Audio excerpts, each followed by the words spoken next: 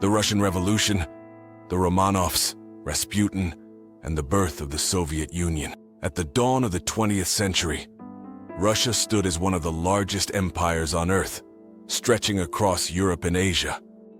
Yet beneath its vast size lay deep contradictions. While aristocrats lived in luxury and splendor, the majority of Russians endured grinding poverty. Peasants worked the land under harsh conditions, and industrial workers crowded into cities where wages were low, hours were long, and living conditions were dangerous. Politically, Russia remained an autocracy, ruled by a single man whose authority was believed to come directly from God. That man was Tsar Nicholas II, the last ruler of the Romanov dynasty. When Nicholas ascended the throne in 1894, he inherited a nation in desperate need of reform. Gentle, reserved, and deeply religious, Nicholas believed wholeheartedly in absolute monarchy. Unfortunately, he lacked both the political skill and the flexibility required to govern a rapidly modernizing society. He resisted meaningful reform, convinced that weakening his authority would betray both his ancestors and his faith. Nicholas's wife, Tsarina Alexandra, played an equally important role in the unfolding tragedy. Born a German princess and deeply devoted to Russian orthodoxy, Alexandra struggled to connect with the Russian people. Her reserved nature and foreign origins made her unpopular at court. Above all else, she was devoted to her family, especially her only son and heir, Alexei. Alexei suffered from hemophilia, a genetic disease that prevented his blood from clotting properly. Even a minor injury could become life-threatening. The illness was kept secret from the public, as it threatened the stability of the monarchy itself. Alexandra lived in constant fear of losing her son, and this fear would soon open the door to one of the most controversial figures in Russian history. Grigory Rasputin emerged from Siberia as a self-proclaimed holy man and mystic. Charismatic, intense, and deeply unsettling to many, Rasputin gained access to the royal family after appearing to relieve Alexei's symptoms. Whether through prayer, hypnosis, or coincidence remains debated. To Alexandra, Rasputin was nothing short of a miracle. She believed he had been sent by God to protect her son. Rasputin's influence over the royal family soon extended beyond the sick room. He offered political advice, recommended appointments, and became deeply entangled in court affairs.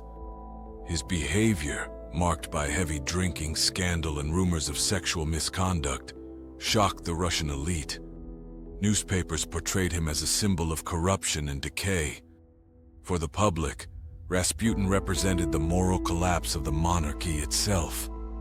While scandal consumed the imperial court, Russia faced mounting political and social unrest.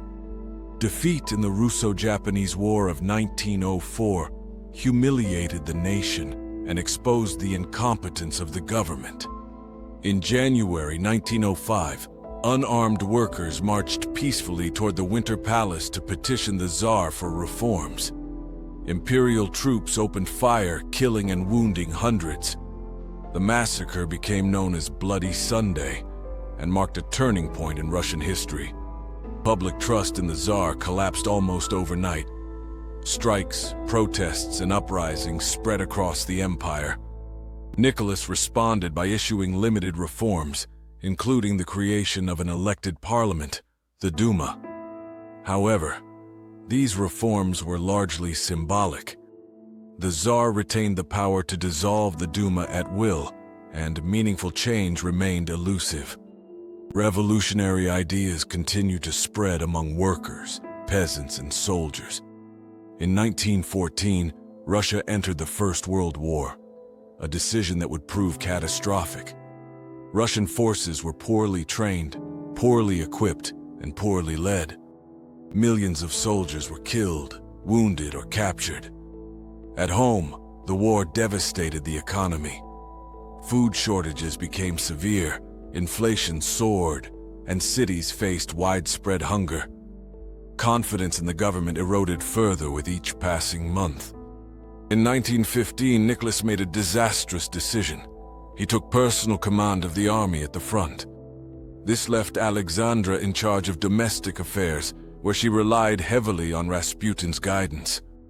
Government positions changed hands frequently based on Rasputin's recommendations, further destabilizing the state. To many Russians, the monarchy now appeared incompetent, isolated, and dangerously out of touch. In December 1916, a group of aristocrats, fearing total collapse, assassinated Rasputin. They hoped his death would restore confidence in the monarchy. Instead, it removed the last illusion that the system could be saved. By early 1917, Russia was on the brink of revolution. In February, protests over food shortages erupted in Petrograd. Workers went on strike, women marched through the streets demanding bread, and soldiers were ordered to restore order. Many refused, and instead joined the protesters. With the capital in chaos and support evaporating, Nicholas II abdicated the throne in March 1917, bringing an end to over 3 centuries of Romanov rule.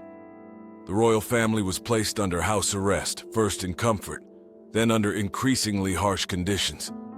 Meanwhile, a provisional government took power, promising democracy, freedom of speech, and elections. However, it failed to address the most urgent demands of the people: land reform and peace. Most critically, it chose to continue fighting the war. As frustration grew, radical revolutionary groups gained strength. Among them were the Bolsheviks, led by Vladimir Lenin. Lenin promised peace, land for the peasants, and power to workers' councils known as Soviets.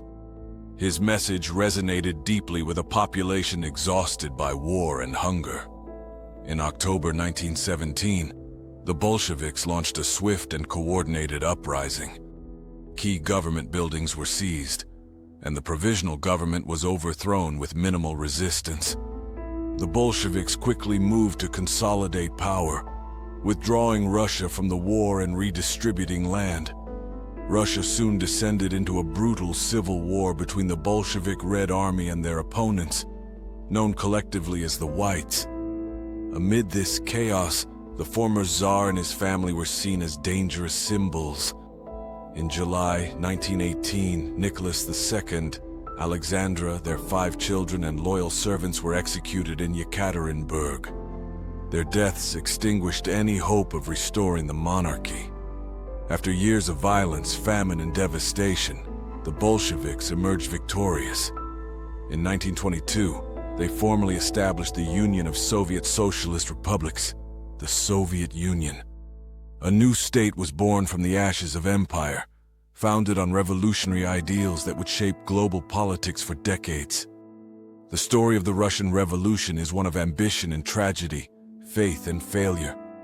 It is the story of a royal family undone by history, a mystic who embodied decay, and a people driven to remake their world at an extraordinary cost.